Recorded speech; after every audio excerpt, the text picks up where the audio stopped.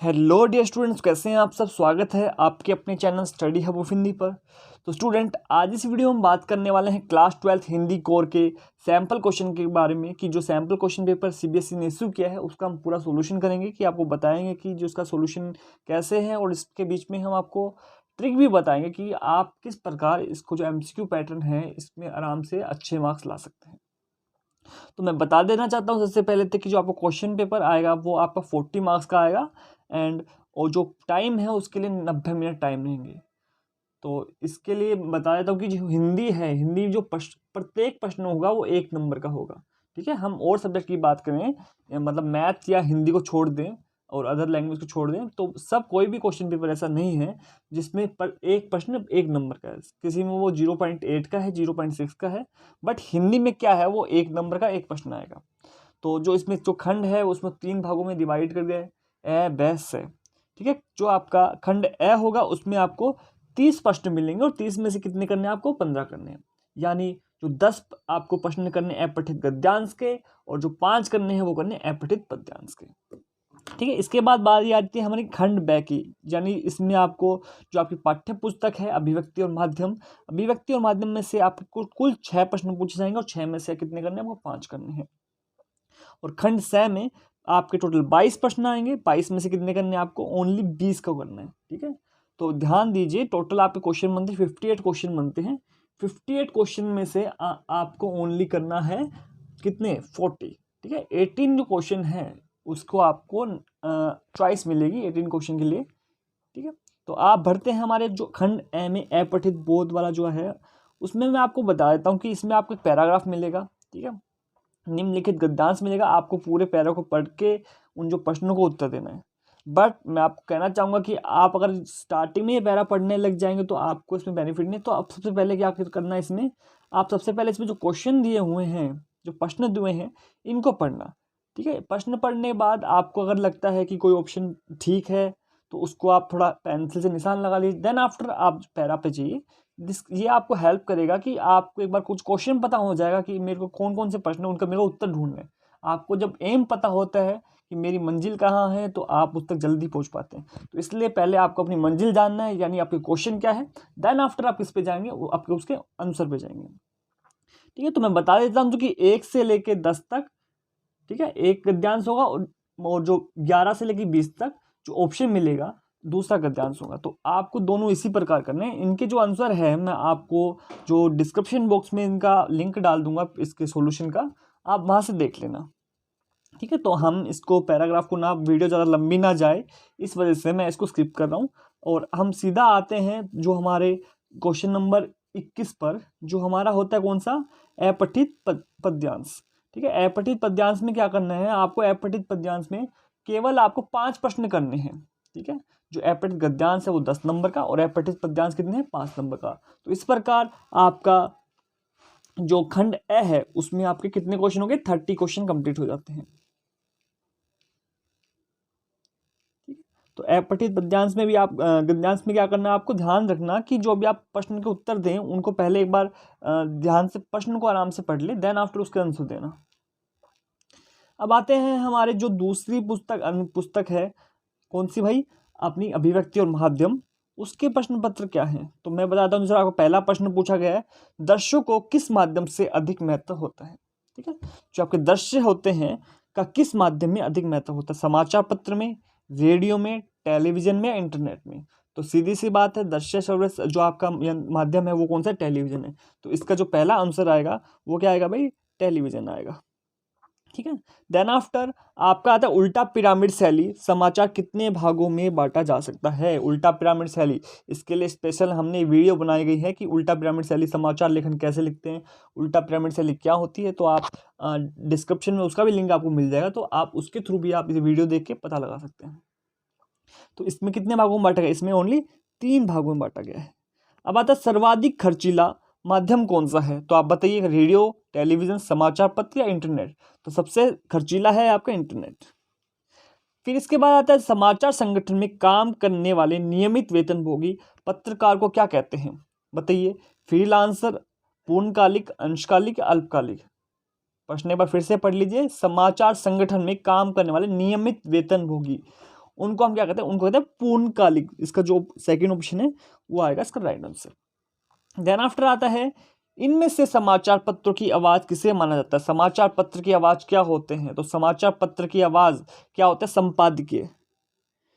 और जो फीचर लेखन की शैली निम्नलिखित में किस शैली में इसके निकट है? तो इसका क्या लिखो? कथात्मक शैली। जो आपके फीचर लेखन है वो आपके हमेशा कथात्मक शैली में लिखे जाते हैं, तो इसका आएगा कथात्मक शैली, ऑप्शन नंबर सेकंड। तो ध्यान दीजिए, इसमें जो आपके टोटल 6 क्वेश्चन पूछे जाएंगे, यानी 31 से लेकर 36 तक। तो आपको कितने अटैम्प्ट करने हैं? 5 क्वेश्चन। आपके 6 के 6 भी अटैम्प्ट करके आ सकते हैं, पर जो आपको मार्क्स मिलेंगे वो ओनली आप 5 क्वेश्चन के बेसिस से मिलेंगे। ठीक है स्टूडेंट्स, अब आता है हमारा तीसरा खंड है, यानी खंड से, जिसमें जो टोटली बेस्ड है, जो आपकी पाठ्य पुस्तक है, आरोह भाग 2 और वितान भाग 2। ठीक है, इसमें आपको ध्यान रखना है कि इसमें जो पठित गद्यांश और पठित काव्यांश आएंगे उनमें आपको कोई चॉइस नहीं मिलेगी। ठीक है, तो आपको इसके लिए बेस्ट है कि आपके जो पाठ है, जो कविताएं हैं, उनका जो समरीज हैं जो पाठों की, ठीक है, और जो कविताएं हैं उनकी जो व्याख्या दी हुई है, हमने स्पेशल वीडियो में डाले गए, मिस्टर हनुमान प्रसाद सर ने उनकी वीडियो अच्छे से समझाई गई है, तो आप वहाँ से जाके उन वीडियो को अच्छे से देखिए। देन आफ्टर आप इसको बहुत हेल्पफुल होने वाली है आपको इसमें। तो आपका जो पहला प्रश्न आता है कि आपको पठित काव्यांश में से, ठीक है, जिसमें से आपको 5 प्रश्न करने होंगे, उसमें से क्या करना है आपको, क्वेश्चन आपको दे दिए जाएंगे। क्वेश्चन की पहले आपको कविता पढ़ लेना, कविता का आपका अगर आपको पता है तो आप इसको इजीली समझ पाएंगे। तो आपका पहला प्रश्न है, जाने क्या रिश्ता है, जाने क्या नाता है, जितना भी उड़ेलता है हूँ भर भर फिर आता है, पंक्तियों का आशा क्या है। ठीक है, इसमें जो आपके 4 ऑप्शन दिए गए हैं, तो इसमें क्या आएगा आंसर? देखो पढ़िए, कवि के मन में अव्वल गारी प्यार है। तो ठीक है, तो पहला इसका आंसर है वो ठीक है इसका। ठीक है, तो ऑप्शन नंबर ए ठीक है। कवि अपरिभाषित सत्ता में कैसे प्रभावित है? जो अपरिभाषित सत्ता है से कैसे प्रभावित है? आंतरिक रूप से, बाहरी रूप से, आंतरिक तथा बाहरी रूप से, या दिल दिमाग दोनों की गहराइयों से? तो इसमें आंतरिक व बाहरी रूप से प्रभावित है। ठीक है, हम आपको ये कविता है, वीडियो लंबी नहीं जाए तो हम सीधा आपको आंसर बता रहे हैं, क्योंकि वीडियो अगर मैं बढ़ाने लगा कविता तो वो काफ़ी वीडियो लंबी चली जाएगी। तो आगे देखिए, क्वेश्चन नंबर 39 है, कवि अपरिभाषित सत्ता जिससे वे प्रभावित है उसे भूलना क्यों चाहते हैं? 39 क्वेश्चन है, 39 क्वेश्चन का आंसर आएगा, कवि कल्पना से निकल यथार्थ में आना चाहते हैं। तो कौन सा हो गया इसका आंसर, बताइए आप। जो आपका पहला आंसर है वही ठीक है। सेकंड है 40 को, अंधकार अमावस्या के दक्षिणी ध्रुव विशेषण का प्रयोग किया गया है, इसके प्रयोग से पंक्ति में क्या बढ़ जाता है? तो 4 ऑप्शन दे रखे हैं, विशेषण, विशेष का संबंध स्थापित होगा, एंड सेकंड है अंधेरे का घनत्व बढ़ जाएगा, अंधकार में रहना संभव हो सकेगा, कवि को दंड मिल सकेगा। तो इसका जो राइट आंसर आएगा ये आएगा, भाई कौन सा आएगा, अंधेरे का घनत्व बढ़ जाएगा। तो सेकंड ऑप्शन इसका सही आंसर है। ठीक है, तो ध्यान दीजिए, आपका नेक्स्ट क्वेश्चन है, परिवेष्टित आच्छादित होने पर भी उजाला किस प्रकार संभव है? तो इसका राइट ऑप्शन है कवि जिससे प्रभावित होते हैं। तो सेकंड ऑप्शन है वह दीप्तिमान है, सेकंड ऑप्शन का राइट आंसर है। ठीक है, ध्यान, तो और ये है आपका अपठित काव्यांश। तो 5 नंबर का आपका 5 क्वेश्चन आएंगे, 5 क्वेश्चन में कितने करने हैं आपको, 5 के 5 करने हैं, और कितने नंबर के, 5 मार्क्स के हो गए।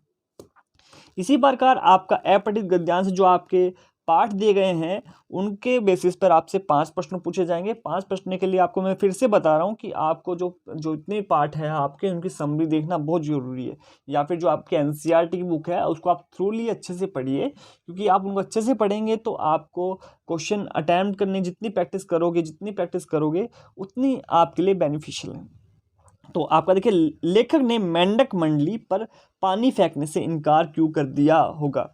ठीक है, आपको इसमें बताना है कि क्यों इनकार कर दिया गया। इसमें जो ऑप्शन दे रखे हैं, पानी बर्बाद नहीं होने के कारण, मेंढक मंडली को गंदे लोगों की श्रेणी में रखने के कारण, पानी फेंकने को बर्बादी मानने के कारण, या लोक मान्यताओं में विश्वास नहीं होने के कारण। तो इसका ऑप्शन आएगा 4th ऑप्शन, कि लोक मान्यताओं में विश्वास नहीं होने के कारण। नेक्स्ट देखिए, अपने डगमगाते पाँव पर भी जीजी बाल्टी भरकर पानी क्यों फेंक रही थी? क्योंकि लेखक पानी से इनकार कर दिया। ठीक है, लेखक ने पानी फेंकने से इनकार कर दिया, पानी फेंकना आवश्यक मानने के कारण, लोक मान्यताओं में विश्वास रखने के कारण, या फिर अंधविश्वास के कारण। ठीक है, तो इसका ऑप्शन क्या आएगा, लोक मान्यताओं में विश्वास रखने के कारण। कौन सा है आपका? थर्ड। नेक्स्ट है लेखक जीजी से नाराज क्यों हो रहा था? तो बताइए भाई, जीजी द्वारा पानी फेंकने के कारण नाराज हो रहा था, या फिर लेखक की बात नहीं मानने के कारण, लेखक और जीजी में वैचारिक अंतर होने के कारण, या जीजी के अंधविश्वासी होने के कारण? तो आपको जो जीजी का उसको अंधविश्वासी होना पसंद नहीं था, तो जो चौथा फोर्थ ऑप्शन है वो आपका राइट आंसर है। अब देखिए, बताता है पानी का आर्द्र चढ़ाने से जो अर्घ्य देते हैं पानी से आप क्या समझते हैं? पानी का दान देना, पानी इंद्र भगवान को समर्पित करना, पानी का प्रसाद चढ़ाना, पानी का महत्व बताना। जो 46 क्वेश्चन है इसका ना, पानी का दान देना। ठीक है, अब आता है आपकी जो पाठ्य पुस्तक है उनमें जो प्रश्न पत्र होते थे, पहले तो कहते सिंपल आपके क्वेश्चन आते थे, क्वेश्चन के आपको आंसर देने पड़ते, बट अब क्या हो गया, वो एमसीक्यू बेस्ड होने लग गए हैं। तो इसमें आपको दो पुस्तक है आपकी, आरोह भाग 2 और वितान भाग 2। ठीक है, तो आपके आरोह भाग 2 में से आपके टोटल 6 क्वेश्चन पूछे जाएंगे, 6 में से आपको अटेम्प्ट करने 5, और उसी प्रकार वितान में भी आप 6 क्वेश्चन पूछे जाएंगे और 6 में से अटेम्प्ट करने 5। ठीक है, तो आपका पहला प्रश्न है, बाजार को शैतान का जाल क्यों कहा गया है? ठीक है, क्वेश्चन नंबर 47 है, बाजार को शैतान का जाल क्यों कहा है? तो ऑप्शन आपके सब कुछ खरीदने के लालच के कारण, मनुष्य की सोच पर कब्जा कर लेने के कारण, ठीक है, थर्ड है आपका बाजार की गिरफ्त में आने के कारण, और जो फोर्थ ऑप्शन है अतृप्त रहने के कारण। तो इसका जो राइट आंसर आएगा वो आएगा स्टूडेंट्स जो सेकंड ऑप्शन है, मनुष्य की सोच पर कब्जा लेने के कारण। अब है नेक्स्ट क्वेश्चन, किन परिस्थितियों में हमारा मन स्थिर हो जाता है? कौन कौन सी ऐसी परिस्थिति है जिनकी वजह से हमारा मन स्थिर हो जाता है? उत्साह के अभाव के कारण, प्रेरणा के अभाव के कारण, लक्ष्य के अभाव में, या शक्ति के अभाव में? तो हमारा इसमें जो कविता गई है कौन सी थी भाई? एक गीत जो कविता थी उसमें जो बताया गया था कि जो प्रेरणा के अभाव के कारण, जो मन होता है वो स्थिर हो जाता है। नेक्स्ट देखिए, कैमरे में बंद अपाहिज आपका पार्ट है, कविता है, कविता के माध्यम से कवि ने दृश्य संचार माध्यम के किस स्वरूप को सामने रखा है? संवेदनशील, मानवीय, असंवेदनशील, या अमानवीय? ध्यान दीजिए, कैमरे में बंद अपाहिज, तो कैमरे में तो दृश्य संचार माध्यम है, उसमें जो असंवेदनशील स्वरूप को कवि ने सामने रखा है। नेक्स्ट है, कविता की उड़ान चिड़िया क्यों नहीं जान सकती? ठीक है, जो कविता होती है, जो उसका क्षेत्र होता है काफ़ी व्यापक होता है, तो वो क्यों नहीं जान पाती भाई? सीमित संभावना के कारण, सीमित शक्ति के कारण, कल्पना शक्ति के अभाव के कारण, या फिर अपनी सीमित सीमाओं के कारण? तो इसका आएगा लास्ट वाला, अपनी सीमित सीमाओं के कारण, क्योंकि चिड़िया इतनी आकाश में उड़ान नहीं बढ़ सकती, तो इस वजह से अपनी सीमित सीमाओं के कारण वो चिड़िया कविता की उड़ान को नहीं जान पाती। नेक्स्ट है, भक्तिन पाठ के आधार पर पंचायतों की क्या तस्वीर उभरती है? तो पंचायतें गूंगी, लाचार, अयोग्य है, वे सही न्याय नहीं कर पाती, वे दूध का दूध और पानी का पानी करती है, वे अपने स्वार्थ को पूरा करती है। तो इसका जो ऑप्शन फर्स्ट है, पंचायतें गूंगी, लाचार और अयोग्य है। नेक्स्ट क्वेश्चन देखिए, कैमरे में बंद अपाहिज कविता के आधार पर कार्यक्रम बनाने वाली उसकी सफलता का आधार किसे मानते हैं? तो इसमें 4 ऑप्शन आपके दिए गए हैं। तो पहला ऑप्शन है, दर्शकों के सामने अधिकार से अधिक सही तथ्यों का उचित विश्लेषण करने से। सेकंड है, अधिक से अधिक दर्शकों को अपना कार्यक्रम दिखाकर उसकी टीआरपी बढ़ाने से। थर्ड है, दर्शकों की भावनाओं को किसी भी हाल में उत्तेजित करने से। एंड फोर्थ है, ऐसे तथ्यों को उजागर करने से जो जनता में छिपाए गए हैं और जिनसे वो अनजान है। तो इसका जो राइट आंसर आएगा स्टूडेंट्स वो आएगा आपका जो दर्शकों की भावनाओं को किसी भी हाल में उत्तेजित करने से। तो थर्ड ऑप्शन इसका राइट आंसर है। क्लियर है? तो इस प्रकार जो आपके 6 प्रश्न है, 6 में से आपको कितने अटेम्प्ट करने? 5 अटेम्प्ट करने हैं। तो अब आती है आपकी दूसरी पुस्तक है, कौन सी? वितान भाग 2 जो अनुपूरक पुस्तक है, उसमें भी उसी प्रकार आपके 6 प्रश्न पूछे जाएंगे, यानी 53 से 58 प्रश्न तक आपके किसे आएंगे? वितान भाग 2 में से आएंगे। और आपको कितने अटेम्प्ट करने? ओनली 5 अटेम्प्ट करने हैं, यानी एक क्वेश्चन की आपको चॉइस दी गई है। इसमें जो पहला प्रश्न है सिल्वर वेडिंग पार्ट से, कि किशनदा की मृत्यु के संदर्भ में जो हुआ होगा से कहानीकार का क्या तात्पर्य है? ठीक है, तो इसमें जो ऑप्शन देखिए, लेखक मृत्यु से बहुत दुखी है। सेकंड, लेखक को मृत्यु का कारण पता है। लेखक मृत्यु के कारण से अपरिचित है, उसको मतलब क्या हुआ होगा, जो हुआ होगा तो उसको कारण पता ही नहीं है, तो इसका जो थर्ड ऑप्शन है लेखक मृत्यु कारण से अपरिचित है, इसका राइट आंसर है। अब आता है किसनदा के रिटायर होने पर यशोधर बाबू उनकी सहायता नहीं कर पाए थे, क्योंकि यशोधर बाबू की पहली जो बाबू की पत्नी किसनदा से नाराज थी। सेकंड है यशोधर बाबू के घर में किसनदा के लिए स्थान का अभाव था। थर्ड ऑप्शन है यशोधर बाबू अपने परिवार से नाराज नहीं करना चाहते थे। और फोर्थ है यशोधर बाबू के प्रस्ताव को किसनदा ने अस्वीकार कर दिया था। चार ऑप्शन दिए गए ना, तो इसमें से आएगा आपका यशोधर बाबू अपने परिवार से नाराज नहीं करना चाहते थे। ठीक है, यानी जो थर्ड है वो आपका राइट आंसर है। अब देखिए हमारा 55 का क्वेश्चन, जूज पार्ट के अनुसार कविता के प्रति लगाव से पहले और उसके बाद अकेलेपन के प्रति लेखक की धारणा में क्या बदलाव आया? अकेलापन डरावना है, अकेलापन उपयोगी है, अकेलापन अनावश्यक है। ठीक है, और फोर्थ ऑप्शन है अकेलापन सामान्य प्रक्रिया है। तो जूस पार्ट के आधार पर उसने क्या बताया था, अकेलापन क्या है, उपयोगी है। नेक्स्ट क्वेश्चन देखिए, जूस पार्ट के आधार पर ही है, पढ़ाई लिखाई के संबंध में लेखक और दत्ताजी राव का रवैया सही था, क्योंकि लेखक खेतीबाड़ी नहीं करना चाहता था। सेकंड ऑप्शन है दत्ताजी राव जानते थे खेतीबाड़ी में लाभ नहीं है। थर्ड ऑप्शन है लेखक का पढ़ लिख कर सफल होना बहुत अनावश्यक था। और फोर्थ ऑप्शन, लेखक के पिता नहीं चाहता थे कि वे आगे की पढ़ाई करे। तो इस स्टूडेंट 56 क्वेश्चन का राइट आंसर आएगा कि दत्ताजी राव जानते थे खेतीबाड़ी में लाभ नहीं है। ठीक है, तो इसका सेकंड ऑप्शन सही है। नेक्स्ट क्वेश्चन देखिए, कहानी सिल्वर वेडिंग के अनुसार यशोधर बाबू की पत्नी समय के साथ ढल सकने में सफल होती है, लेकिन यशोधर बाबू असफल रहते हैं। यशोधर बाबू की असफलता का क्या कारण है?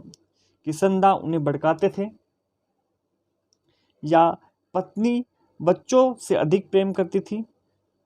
थर्ड है आपका पीढ़ी के अंतराल के कारण, या वे परिवर्तन को सहजता से स्वीकार नहीं कर पाते थे। तो लास्ट ऑप्शन का राइट आंसर आएगा कि वे परिवर्तन को सहजता से स्वीकार नहीं कर पाते थे। ठीक है, इस वजह से यशोधर बाबू की असफलता का कारण माना गया है। 58 क्वेश्चन लास्ट क्वेश्चन है, उसका आंसर है आपको बताता हूँ, जूस कहानी से लेखक की किस प्रवृत्ति का उद्घाटन हुआ है? ज्ञानपूर्णता, हठधर्मिता, कुटिलता या संघर्षमयता। तो लास्ट ऑप्शन है इसका संघर्षमयता, वो एकदम राइट आंसर है। स्टूडेंट मैं बता देता हूँ आपको कि जो आपका क्वेश्चन पेपर आया है, क्वेश्चन पेपर में ओनली आपकी 58 क्वेश्चन आएंगे। 58 क्वेश्चन में से आपको कितने अटैम्प्ट करने? 40। ठीक है, 40 अटैम्प्ट करने हैं। तो आपको जो चॉइस है 18 क्वेश्चन की, जो 18 क्वेश्चन आएंगे उसमें से जो चॉइस दी गई है वो तो सीधी सी बात है, जो आपका पहला प्रश्न पत्र जो पहला खंड है, खंड ए, तो फिर 15 क्वेश्चन तो उसमें ही हो गए। ठीक है, जो अपठित गद्यांश और अपठित पद्यांश है। बच गए हमारे 3 प्रश्न। 3 प्रश्न, एक तो हो गया आपके खंड ब में से जो आपकी विभक्ति और जो माध्यम पुस्तक है उसमें से आपको 6 प्रश्न मिलेंगे। 6 में से कितने करने हैं? 5 करने हैं। उसी प्रकार आरोह भाग 2 में भी आपको 6 प्रश्न मिलेंगे। 6 में से कितने करने हैं आपको? 5 करने हैं। ठीक है, और वितान भाग 2 में भी आपको कितने करने? 5 करने हैं। ठीक है, और जो आपका खंड ए है उसमें कितने? 15 क्वेश्चन करने हैं। तो टोटल मिलाकर ये कितने हो गए भाई? टोटल मिलाकर ये हो गया आपके 40 क्वेश्चन। तो प्रत्येक क्वेश्चन 40 इंटू में 1। ठीक है, तो आपके 40 मार्क्स का पेपर हो जाता है ये। और स्टूडेंट एक बात और, कि अगर हम आपके लिए और भी एक सीरीज़ लेके आ रहे हैं क्वेश्चन पेपर की, जो आपके एमसीक्यूज़ है इसके लिए एक सीरीज़ लेके आएंगे, तो आप उस सीरीज़ को अच्छे से जुड़े रहिए।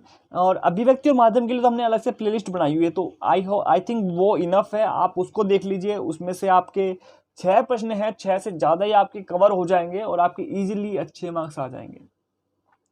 ओके स्टूडेंट्स, और रही बात हमारे जो पाठ्य पुस्तक है आरोह भाग 2 और वितान भाग 2, उसके लिए हम अलग से सीरीज लेके आएंगे। उसके लिए वीडियो चैनल से जुड़े रहिए और चैनल को सब्सक्राइब कीजिए।